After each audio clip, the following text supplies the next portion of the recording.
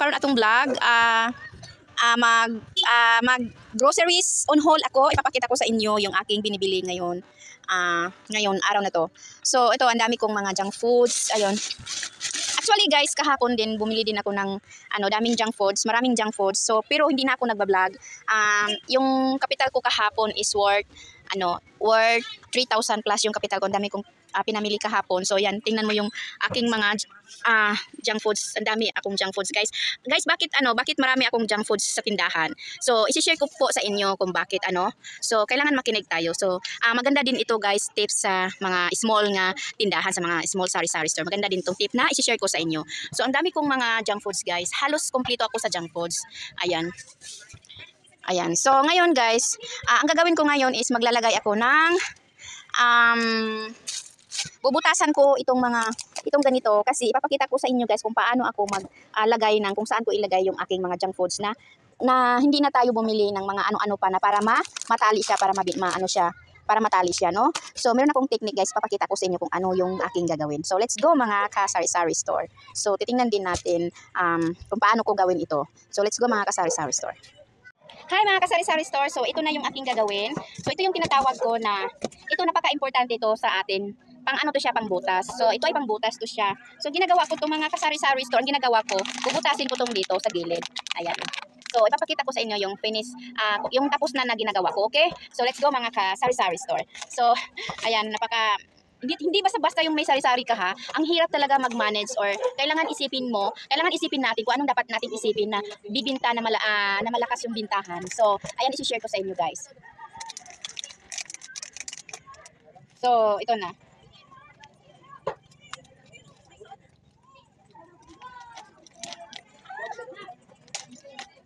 Ayan, ilagyan ko na ng butas. Ayan. So, alam niyo na kung anong gagawin ko. So, titingnan niyo, guys, no.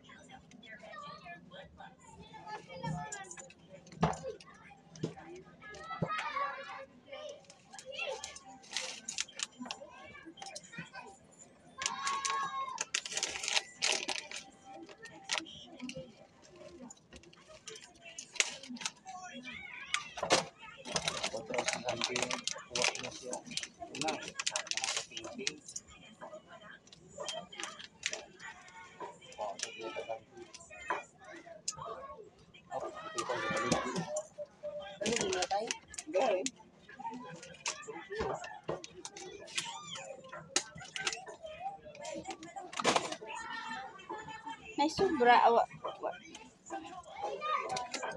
may natay kung may sobra.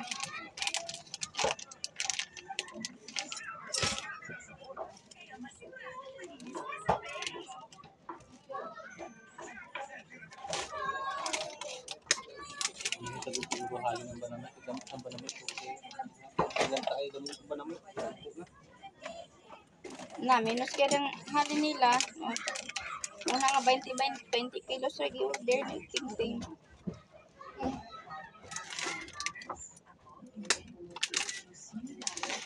Tagpila dai.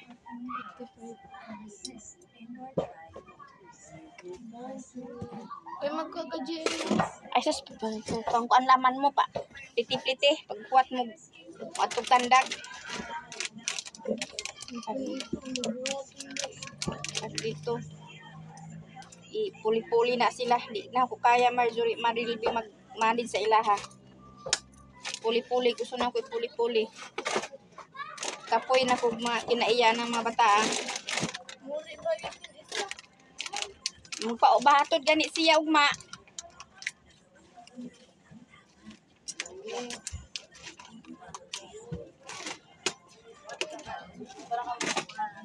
Gusto ko mag puli-puli sila kay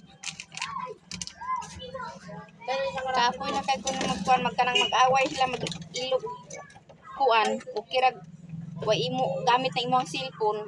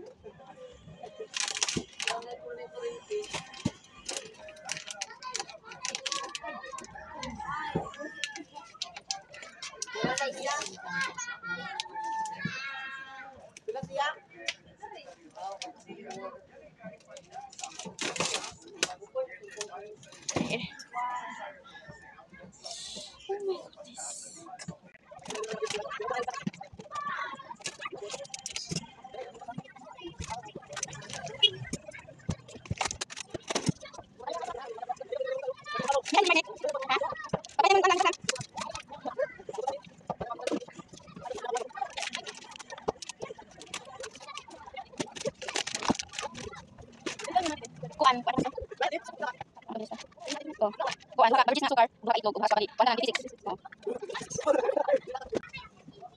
Bali 14. Pajabarda kang dayon, te. Pila? Ang blue. Pila do kaisa. Kining blow? Oo, pila yan, te. Kuan tag GS. Oo. Dinis ka pistik naman dayon. Wala si Sir.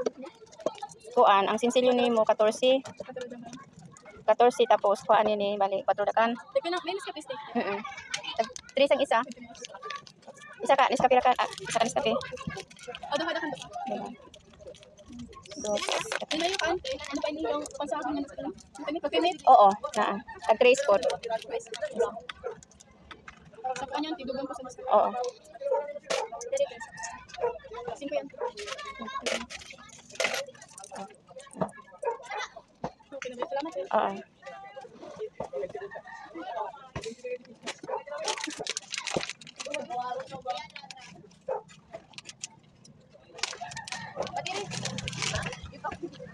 Lakay ka, ah. Ay, kung ano sa bawal mo pamatanaan. Di namin iya ko an. Badminton. Madua. One. Dapat mari patiri ba?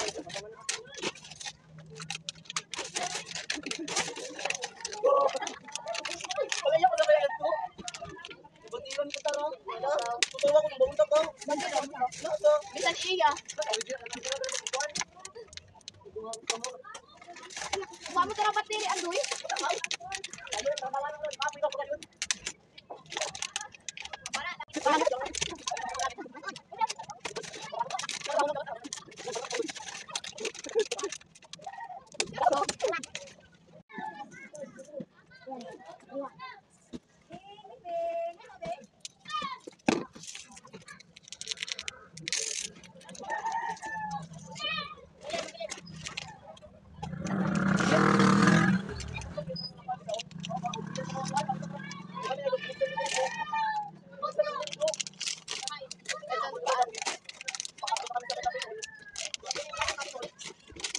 So, ayan, ito yun guys yung ginawa ko.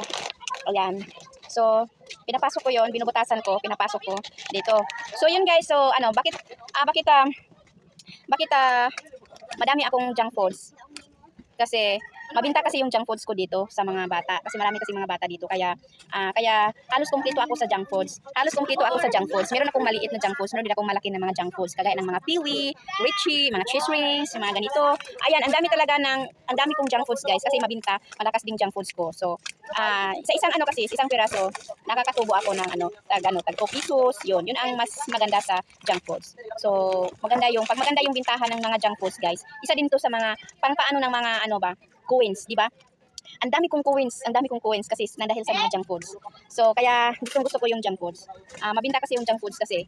Alam niyo ba kung bakit mabinta yung aking junk foods? Kasi yung sa namin, meron kaming riverside. May riverside dito. So, madaming mga galing sa iba't ibang barangay na pumupunta dito at nanonood doon. So, yun. Masang stop lang.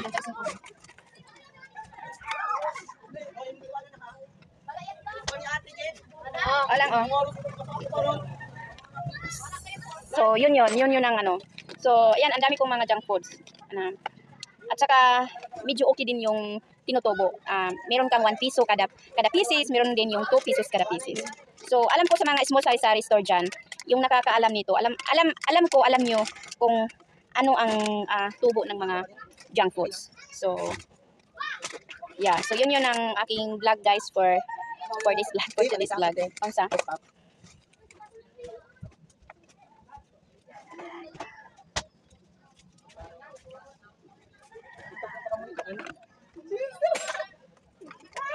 ayun, yun lang guys. Ito, meron ako dito.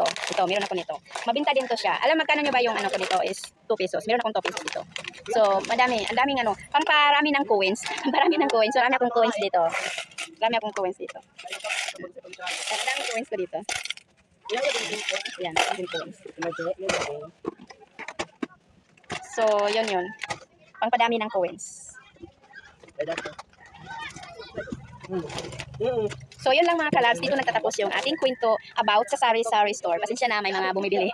Ayun. So, bye-bye everyone. So, for those new subscriber, if you want, kung ikaw yung isa sa mga nanonood sa mga videos ko, please like and subscribe sa aking mga vlog and then pa-share naman din. So, yun lang aking message guys tungkol sa aking junk foods, kung bakit marami akong mga junk foods na binibili. Kasi isa din to sa technique guys na marami kang coins palagi sa pagtitinda. Diba? Yun lang guys. God bless us all. Bye-bye!